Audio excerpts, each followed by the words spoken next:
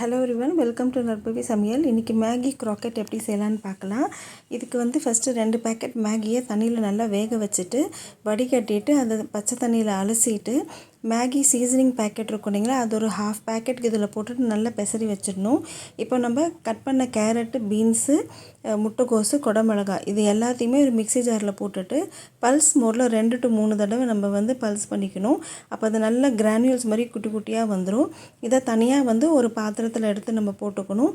அது கூடயே பொடியாக கட் பண்ண வெங்காயத்தையும் போட்டு இதில் நல்லா ஒன்றா மிக்ஸ் பண்ணி தனியாக வச்சுக்கோங்க. இப்போ நம்ம அதே இன்னொரு மிக்ஸி ஜாரில் நம்ம கடலை மாவை போட்டுட்டு அது கூட கொஞ்சமாக மிளகாத்தூள், கருப்பு உப்பு, நார்மல் சால்ட் கொஞ்சம், அது கூடவே வந்துட்டு பேக்கிங் சோடா, அதுக்கப்புறம் இந்த மேகி சீசனிங் பேக்கெட் இருந்தது இல்லைங்களா, அது பாக்கி இருந்த எல்லாத்தையுமே இதுக்குள்ளே நம்ம போட்டுடணும். நம்ம போட்டுட்டு இதில் கொஞ்சமாக தண்ணி விட்டுட்டு நல்லா நம்ம வந்துட்டு தோசை மாவு மாதிரி நல்லா நம்ம பீட் பண்ணணும். நிறைய தண்ணி ஊற்றிடக்கூடாது. நம்ம ஆம்லெட்டுக்கு நம்ம அந்த ஸ்பஞ்சியாக இருக்கிற மாதிரி இதை நம்ம ரெடி பண்ண போகிறோம். ஸோ இதில் கொஞ்சமாக மஞ்சத்தூளும் போட்டுக்கோங்க. போட்டுட்டு நல்லா பீட் பண்ணிங்க அப்படின்னா நல்லா ஃப்ராத்தியாக நல்லா வந்துடும். இதை வந்து நீங்கள் என்ன பண்ணணுன்னா அந்த கட் பண்ணி வச்சுருந்த அந்த காய்கறி கூட இதை சேர்த்து நல்லா மிக்ஸ் பண்ணிவிட்டு அதை சின்ன சின்னதாக ஆம்லெட் மாதிரி நம்ம வந்து சுட்டு நம்ம தனியாக எடுத்து வச்சுக்கணும். இப்போ நம்ம ப்ரெட்டை வந்து நம்ம ப்ரிப்பேர் பண்ணலாம். அந்த ப்ரெட்டை என்ன பண்ணணும், ஒரு சப்பாத்தி ரோலரை வச்சுட்டு அதை நல்லா ரோல் பண்ணிவிட்டு எல்லாத்தையும் தனியாக எடுத்து வச்சுக்கணும்.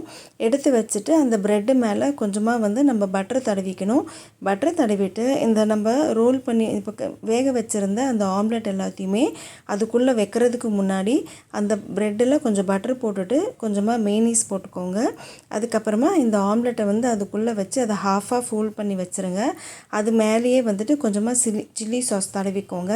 தடவிட்டு இது பாதியாக மடக்கிக்கிட்டு நம்ம கையில் 2 கையிலுமே கொஞ்சம் தண்ணியை நல்லா எடுத்து தடவிட்டு அந்த ப்ரெட்டை வந்து நம்ம நல்லா அப்படியே அந்த ஆம்லெட்டுக்குள்ளே போகிற மாதிரி நம்ம நல்லா டைட்டாக பேக் பண்ணணும். ஸோ அந்த ப்ரெட்டுக்குள்ளே அந்த ஆம்லெட் இருக்கிறது தெரியாத மாதிரி நம்ம ப்ரெட்டை நல்லா அந்த தண்ணியை வச்சு நல்லா நம்ம பேக் பண்ணி முடிச்சிட்டோம் அப்படின்னா இதை ஃபஸ்ட்டு எல்லாமே செஞ்சு தனியாக எடுத்து வச்சுக்கோங்க. இதெல்லாம் முடித்ததுக்கப்புறமா நம்ம வேக வச்சுருந்த அந்த மேகி இருந்தது இல்லைங்களா, அந்த மேகி என்ன பண்ணணும், அந்த ப்ரெட்டு மேலே நல்லா நம்ம நூல் சுற்றின மாதிரி அந்த ப்ரெட்டை சுற்றி சுற்றி நம்ம வந்து மேகியை வந்து நம்ம ரோல் பண்ணி வைக்கணும். ரோல் பண்ணிவிட்டு ஒரு இதே மாதிரி எல்லா மேகியும் நீங்கள் அது மாதிரி அந்த ப்ரெட்டை செஞ்சு வச்சுருங்க. இது ரொம்ப பெருசாக இருக்குதுன்னு ஃபீல் பண்ணுறீங்கன்னா இதை ஹாஃபாக கட் பண்ணிவிட்டு கூட சின்ன சின்னதாக நம்ம ரோல் பண்ணி நம்ம மேகியை ரோல் பண்ணி நம்ம தனியாக எடுத்து வச்சுக்கணும். இப்போ ஒரு கடாயை சூடு பண்ணிவிட்டு அதில் நல்லா எண்ணெய் விட்டுட்டு இப்போ நம்ம ரோல் பண்ணி வச்சுருந்த அந்த மேகி எல்லாத்தையுமே 2 பக்கமும் நல்லா நம்ம போட்டு பொன்னிறம் மாற வரைக்கும் நல்லா நம்ம வறுத்து எடுத்துக்கணும். இதை நம்ம நல்லா வறுத்து எடுத்ததுக்கப்புறமா கொஞ்சம் நேரம் கழித்து பார்த்தீங்க அப்படின்னா அந்த மேகி வந்து உங்களுக்கு நல்ல கிறிஸ்பியாக அப்படியே முறுமுறுன்னு முறுக்கு மாதிரி அப்படியே உடையிற மாதிரி அவ்வளோ கிறிஸ்பியாக இருக்கும். உள்ளே அந்த ப்ரெட்டு நல்லா சாஃப்டாக அந்த ஆம்லெட்டும் இது பண்ணுற மாதிரி அவ்வளோ அட்டகாசமாக இருக்கும். இது நல்லா டேஸ்ட்டாகவும் இருக்கும். ஸ்நாக்ஸ்க்கு கொடுத்து விடலாம், ஈவினிங் ஸ்நாக்ஸ்க்கும் நீங்கள் ட்ரை பண்ணலாம். இது எல்லாத்தையுமே நீங்கள் செஞ்சு பாருங்கள். இது எந்த சோஷியல் மீடியாவிலும் உங்களுக்கு இந்த வீடியோ உங்களுக்கு இருக்காது. உங்களுக்கு இதை நானாக ட்ரை பண்ணி செஞ்ச ஒரு விஷயந்தான். செஞ்சு பார்த்துட்டு நீங்கள் எப்படி இருக்குன்னு நீங்கள் சொல்லுங்கள்.